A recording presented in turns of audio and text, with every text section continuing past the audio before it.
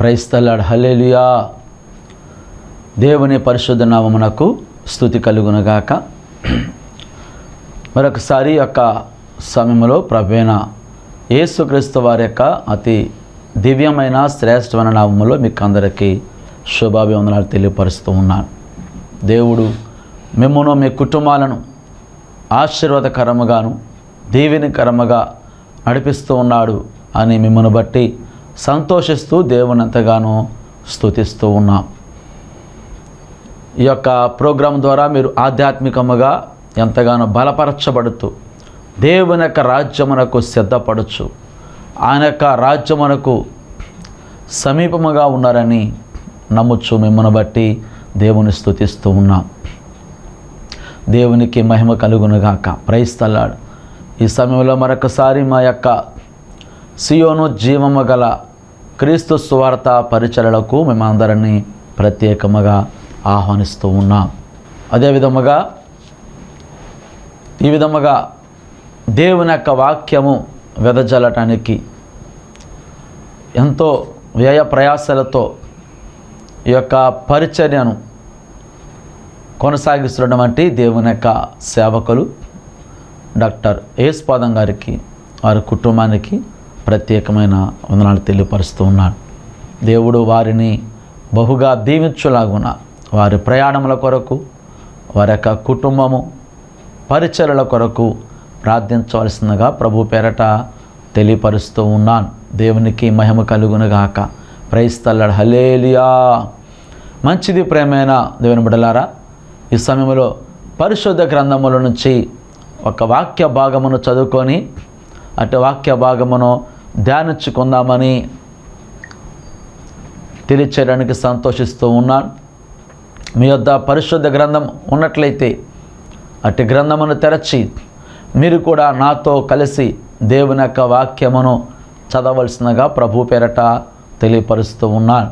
ఈ సమయంలో పరిశుద్ధ గ్రంథముల నుంచి ఆదికాండము 41వ అధ్యాయము 41వ వచనం మొదలుకొని 46వ వచనం వరకు చదువుకుందాం.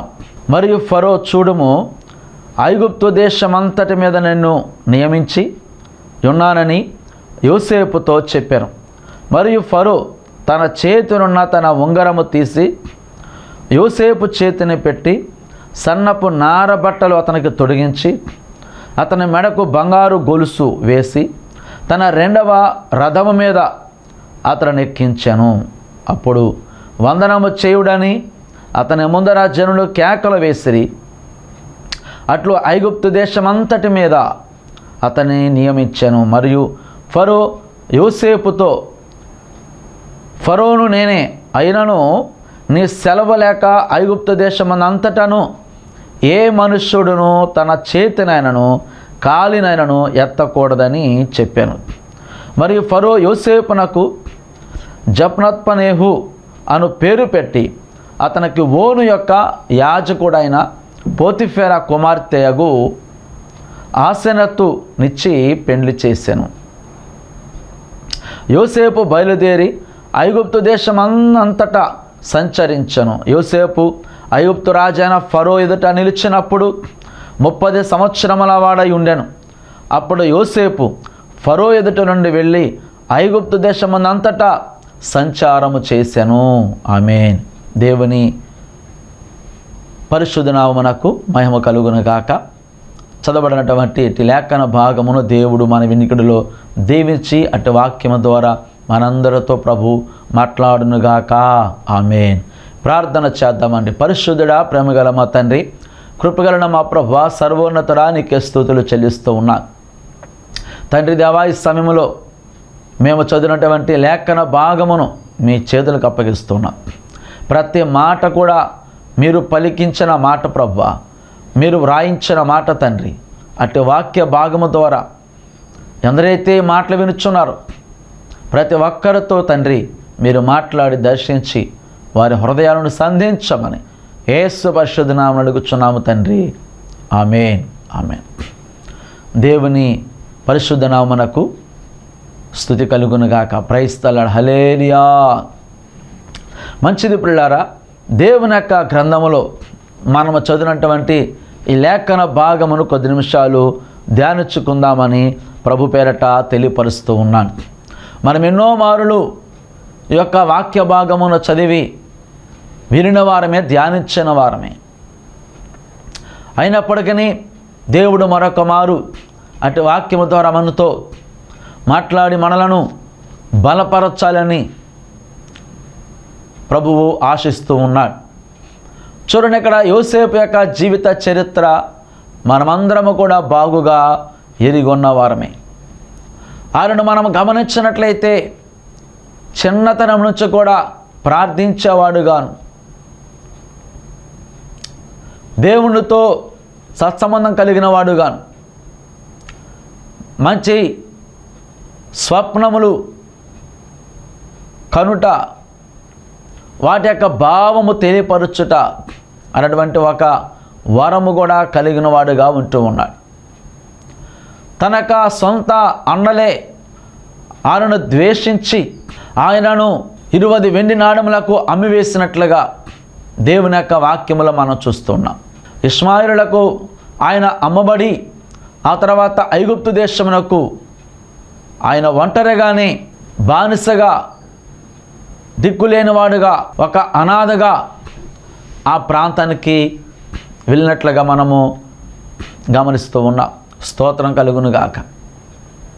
అయితే చూడండి పిల్లారా, తన యొక్క భాష కాకపోయినప్పటికీ, తన దేశము కాకపోయినప్పటికీ, తన యొక్క జనాంగం ఎవరు అక్కడ లేకపోయినప్పటికీ కూడా బానిసగా వెళ్ళినటువంటి ఆ యొక్క యోసేపు ఆ తర్వాత ఐగుప్తు దేశం అంతటికిన కూడా రాజు తర్వాత రాజు అంతటి వాడు అయినట్లుగా దేవుని యొక్క వాక్యములో మనం చూస్తూ ఉన్నాం. ఆయన ఆ స్థితికి రావటానికి ఎంతో శ్రమపడి ఎన్నో అవమానములు, ఎన్నో నిందలు, ఎన్నో శ్రమలు, ఎంతో కరువును అనుభవించిన వాడుగా ఉంటూ ఉన్నాడు యోసేపు. అయితే చూడండి, ఎప్పుడైతే ఆయన చెరసాలలో వేయబడి ఉన్నాడో ఆ చెరసాలలో ఉన్నటువంటి ఆ వ్యక్తులకు కూడా వారి యొక్క స్వప్న యొక్క భావము తెలియపరుచున్నాడు. కానీ ఆ బయటకు వెళ్ళినటువంటి ఆ యొక్క పానదాయకుడైతే యోసేపును మరచిపోయినట్లుగా మనం చూస్తున్నాం. చూడండి, 2 సంవత్సరాల వరకు ఆయన మరచిపోయినప్పటికీ దేవుడు యోసేపును మరచిపోలేదు.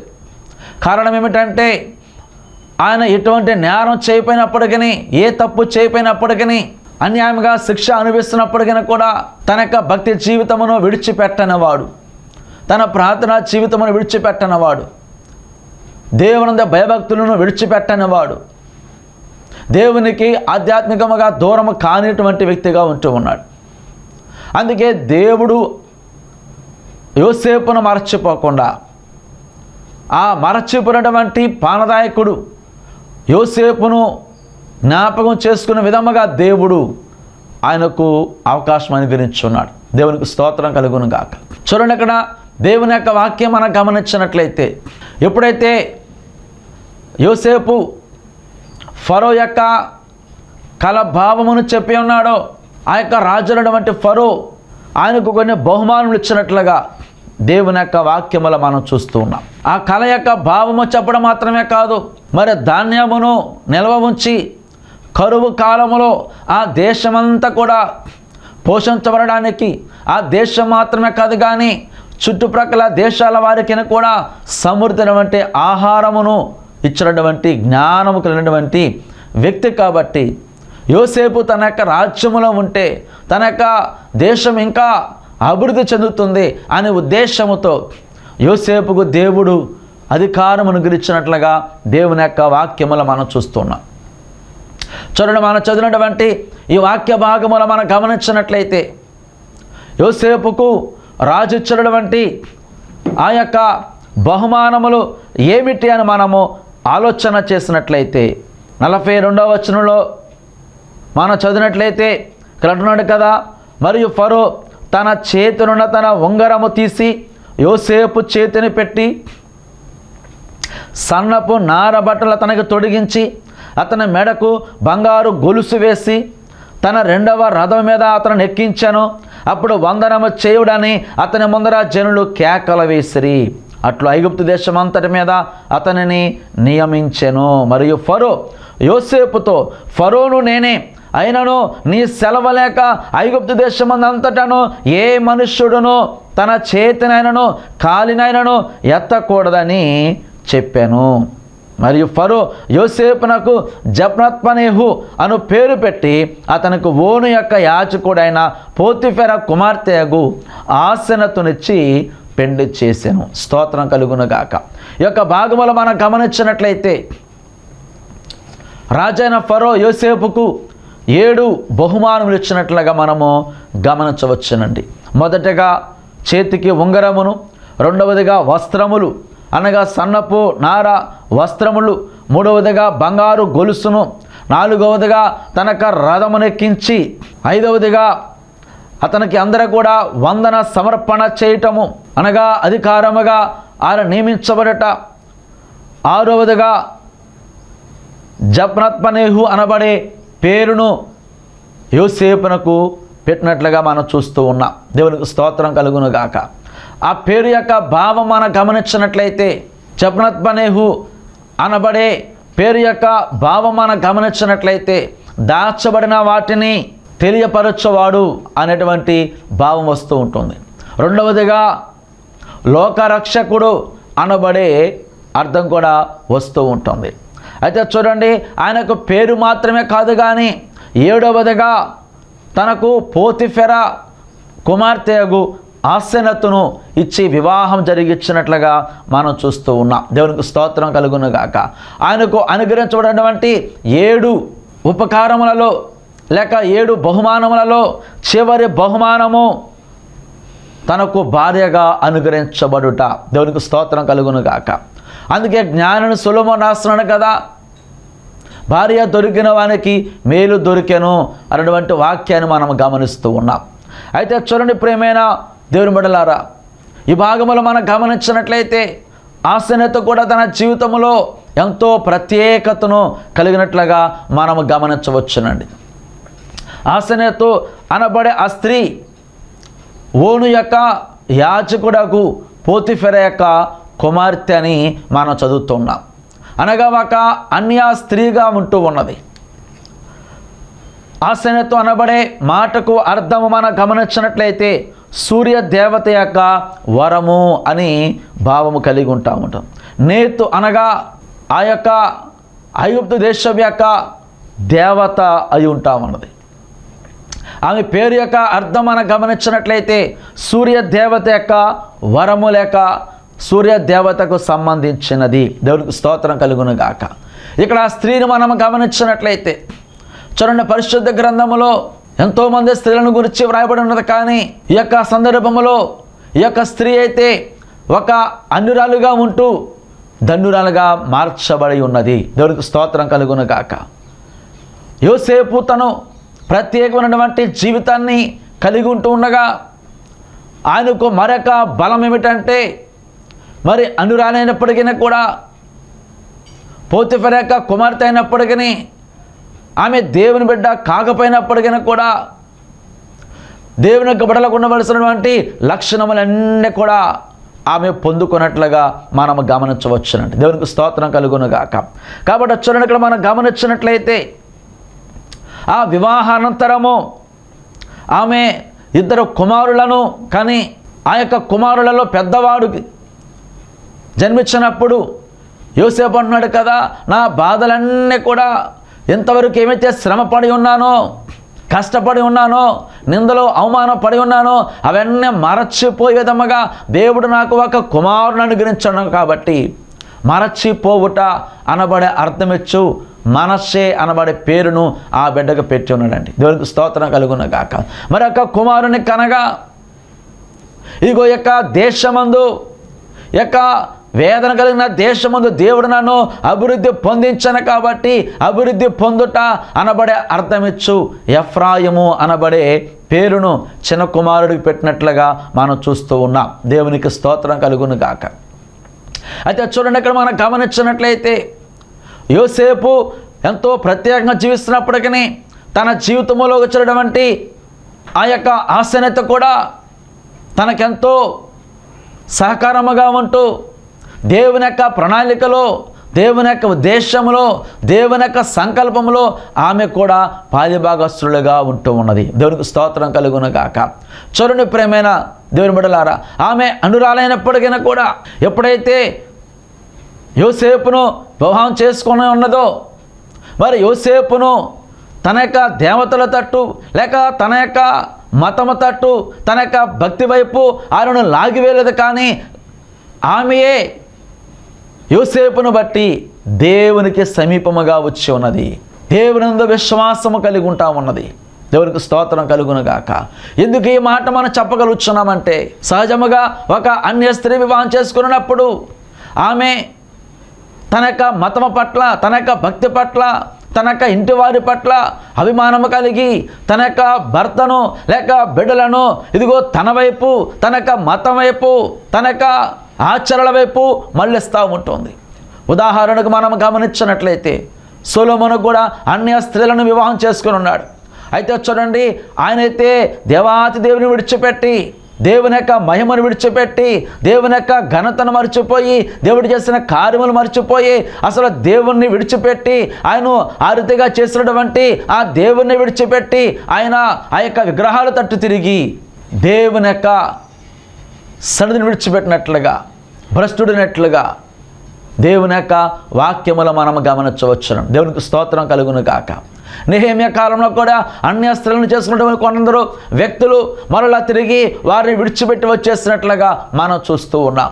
అయితే చూడండి, ఈ యొక్క స్త్రీని మనం గమనించినట్లయితే ఆమె యొక్క అనురాలుగా ఉంటున్నప్పటికీ కూడా ఎక్కడ కూడా యోసేపును తన యొక్క విగ్రహాల తట్టు త్రిప్పినట్లుగాను, లేక తన యొక్క బిడలను సైతము కూడా తన యొక్క మతం వైపు ఆకర్షించుకున్నట్లుగా మనము ఎక్కడ కూడా చదవమండి. దేవునికి స్తోత్రం కలుగును గాక.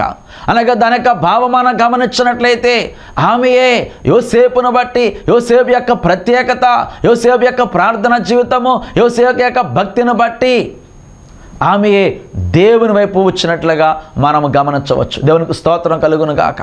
చరిత్ర మనం గమనించినట్లయితే ఆమె ఒక అనురాయినప్పటికీ కూడా యోసేపును వివాహం చేసుకోమని తన యొక్క తండ్రి అడిగినప్పుడు, ఇదిగో అతడు పరాయి దేశస్థుడు, అనాథగా ఉంటూ ఉన్నాడు, చెరసాలకు వెళ్ళి వచ్చున్నాడు, కాబట్టి ఇదిగో అతన్ని వివాహం ఆడటానికి నాకు ఏమాత్రం కూడా ఇష్టం లేదని చెప్పినప్పుడు ఆమె అయితే యోసేపును గురించి ఒక మంచి సాక్ష్యాలు విన్నట్లుగా చరిత్ర మనకు తెలియపరుస్తుంది. తన యొక్క తండ్రి అలాగే తన ఇరుగు పొరుగు వారు అన్నారు కదా, ఇదిగో ఆయన పాపము చేసేటువంటి అవకాశం వచ్చినప్పటికీ ఆ పాపం నుంచి దూరముగా పారిపోయి ఉన్నాడు, చేయరాని ఆ నేరానికి అన్యాయంగా శిక్ష అనుభవించున్నాడు.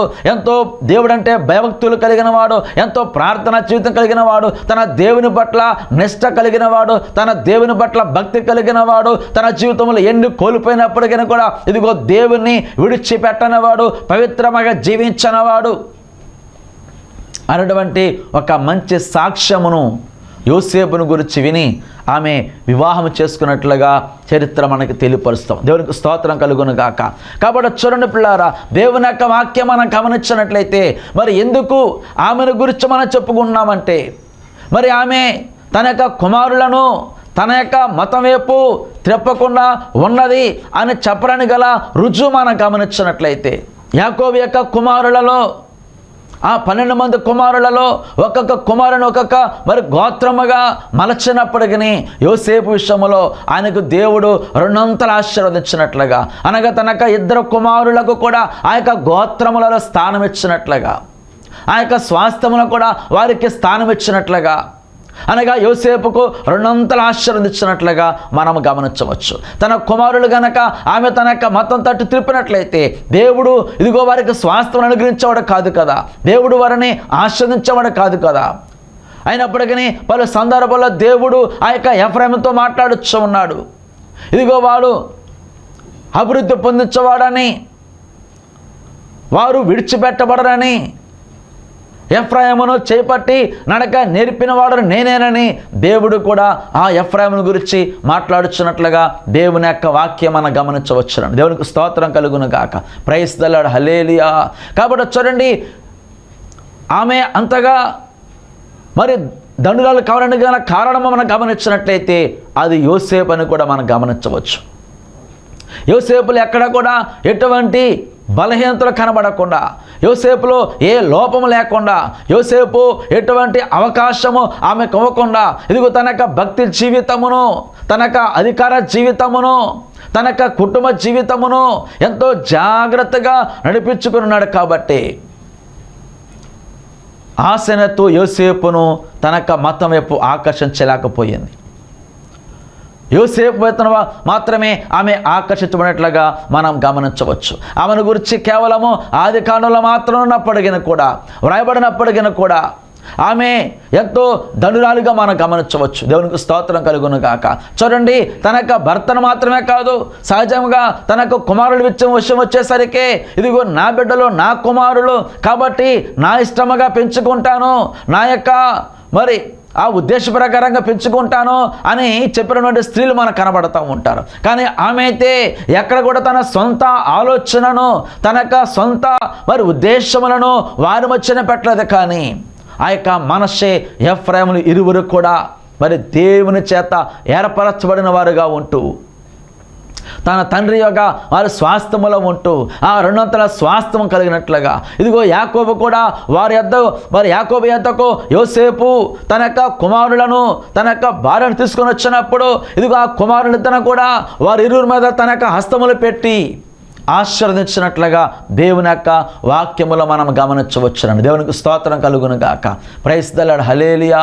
కాబట్టి చూడండి, అందుకే దేవుడు వారికి వాగ్దానం చేసినట్లుగా, దేవుడు వారిని నడిపిస్తున్నట్లుగా, దేవుడు వారిని విడిచిపెట్టక వారిని అభివృద్ధి పొందిస్తూ ఉంటాడని ఆమోసు గ్రంథములోను, హోషయ గ్రంథములను వారి గురించి దేవుడు ఎంతో చక్కటి మరి విషయములను, వాగ్దానం గురించి విషయములను ప్రభు పలికినట్లుగా దేవుని యొక్క వాక్యం మనకు తెలియపరుస్తూ ఉన్నాడు. దేవునికి స్తోత్రం కలుగును గాక.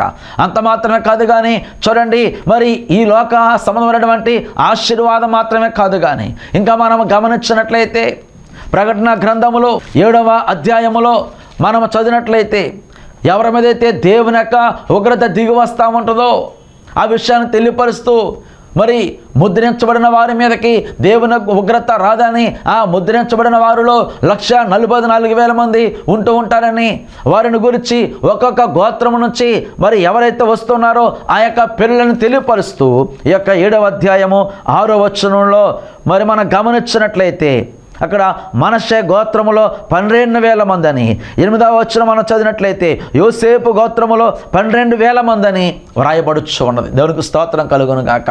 అనగా అది పరలోక సంబంధమైనటువంటి ఆశీర్వాదము. ఆ యొక్క 140,000 మంది ఆ యొక్క సమూహములో యోసేపు యొక్క 2 కుమారులు ఉన్నట్లుగా మనం గమనించవచ్చు. దేవునికి స్తోత్రం కలుగును గాక.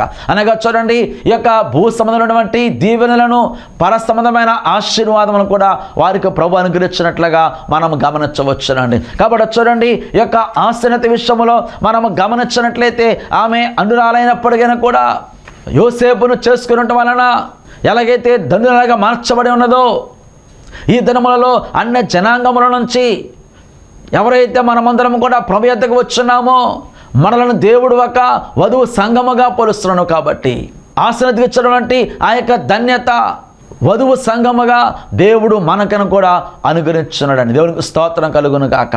కాబట్టి అందుకే యోసేపు యేసుక్రీస్తు వారికి మరి సాదృశ్యముగా ఎన్నో గుర్తులు మనకు కనబడుతూ ఉంటుంటే, ఆ ఆశీర్వత అయితే దేవుని సంఘమునకు సాదృశ్యముగా కనబడుచున్నది. ఆమె యోసేపుకు ఎలాగైతే లోబడి ఉంటూ ఉన్నదో, అన్ని జనాంగం నుంచి వచ్చి ఎలాగైతే యోసేపును వెంబడిస్తూ ఉన్నదో, అట్లా ఇదిగో మనము కూడా అన్ని జనాంగం నుంచి వచ్చి యేసుక్రీస్తు వారు మనం అనుసరిస్తూ ఆయనకు ఇష్టమైనటువంటి సంఘముగాను, వధువు సంఘముగాను దేవుని యొక్క సన్నిధిలో పరిశుద్ధమైనటువంటి వారముగా మనం ఉండాలని ప్రభు కోరుచూ ఉన్నాడు. దేవునికి స్తోత్రం కలుగును గాక. కాబట్టి పిల్లలు చూడండి, అంత మాత్రమే కాదు కానీ దేవుడు తన ఎద్దకు వచ్చేవారిని ఎవరిని కూడా ఏమాత్రం త్రోసివేయడు అనబడేటువంటి విషయాన్ని కూడా ఈ యొక్క ఆశీర్వత యొక్క జీవితం మనకి తెలియపరుస్తోంది. పరిశుద్ధ గ్రంథం మనం గమనించినట్లయితే మరి తామారు అనబడే ఒక స్త్రీ ఉంటా ఉన్నది. ఆమె వేశ్య అయినప్పటికీ కూడా యేసుక్రీస్తు వారి యొక్క వంశావళిలో చేర్చబడి చేర్చబడి ఉన్నది. రాహాబు అనబడే ఒక స్త్రీ, ఆమె కూడా అన్యురాలుగా ఉంటూ ఉన్నది, వేశ్యగా ఉంటూ ఉన్నది. ఆమె కూడా యేసుక్రీస్తు వారి యొక్క వంశావళిలో చేర్చబడి ఉన్నది. అదే విధముగా రూతు అనబడే మోయాబీలను కూడా అన్యురాలైనప్పటికీ కూడా ఇదిగో మరి దేవుని యొక్క బిడ్డల యొక్క వంశావళిలో చేర్చబడి ఉన్నది. ఊరియా భార్యకు ఆమె కూడా అన్య స్త్రీ అయినప్పటికీ కూడా మరి దేవుని బిడ్డల యొక్క మరి ఆ యొక్క ప్రజలలో చేర్చబడి ఉన్నది. ఆ ప్రకారమే వారికంటే ముందుగా అన్య స్త్రీ అయినప్పటికీ కూడా ఆసెనతు దేవుని యొక్క బిడలలో స్థానం సంపాదించున్నది, దేవుని సంఘములో స్థానం సంపాదించున్నది. కాబట్టి ప్రియమైన దేవుని బిడ్డలారా, ఈ యొక్క సమయంలో దేవుని యొక్క ఉద్దేశం ఏంటంటే, ఇదిగో మనము ఏ స్థితిలో ఉన్నప్పటికీ, మన వెనక ఎలాంటి బ్యాక్గ్రౌండ్ ఉన్నప్పటికీ, నీవు నేను ఎలాంటి పరిస్థితుల్లో వచ్చినప్పటికీ, మన పూర్వీకులు ఎలాంటి వారైనప్పటికీ, మన యొక్క పూర్వ పరిస్థితి ఎలాంటిదైనప్పటికీ కూడా దేవుని అంతకు వచ్చేవారిని దేవుడు ఎవరిని కూడా త్రోసివేయడు. దేవుడు అన్యుడిగా భావించడు. దేవుడు వారికి గొప్ప ధన్యతను, గొప్ప ఆశీర్వాదమును, అది భూ సంబంధమైన దీవెనను, పర సంబంధమైన ఆశీర్వాదమును అన్ని విధముల కూడా దేవుడు తనను ఆశ్రయించిన వారికి అనుగ్రహిస్తూ ఉంటాడు అనేటువంటి సత్యాన్ని ఈ యొక్క మరి ఆసెనతు యోసేపు యొక్క జీవిత చరిత్ర మనకు నేర్పిస్తూ ఉంది. దేవునికి స్తోత్రం కలుగును గాక. కాబట్టి సమయంలో మరి నీవు నేను కూడా ఎక్కడి నుంచి అయితే వచ్చినామో మన యొక్క పూర్వ పరిస్థితి కాదు, కానీ ఇప్పుడు ప్రభు యొద్దకు వచ్చిన తర్వాత మనము దేవుని యొక్క సన్నిధిలో, ఆయన సన్నిధిలో మనం ఒక మంచి సాక్ష్యము కలిగి ఆయన సేవిస్తూ, ఇదిగో మరి ఎన్ని శ్రమలు ఉన్నప్పటికీ, ఎన్ని కష్టాలు ఉన్నప్పటికీ కూడా ఆయన విడిచిపెట్టకుండా ఆయనను ఆరాధిస్తూ ఆయన వధువు సంఘముగా మనమందరం కూడా ఉంటూ దేవుని యొక్క రాజ్యం కొరకు సిద్ధపరచబడాలని దేవుని యొక్క ఉద్దేశమై ఉంటూ ఉన్నది. దేవునికి స్తోత్రం కలుగును గాక. కాబట్టి ఇదిగో ఆమె యొక్క బిడ్డలను ఎలాగ దేవుడు ఆస్వాదించున్నాడు, మనము కూడా ప్రభు కొరకు నిలబడినప్పుడు దేవుడు మనలను, మన యొక్క బిడ్డలను, మన కుటుంబాలను ఆయన ఆశీర్వదించేవాడని దేవుని యొక్క వాక్యం మనకు తెలియపరుస్తా ఉన్నాడు. దేవునికి స్తోత్రం కలుగును గాక.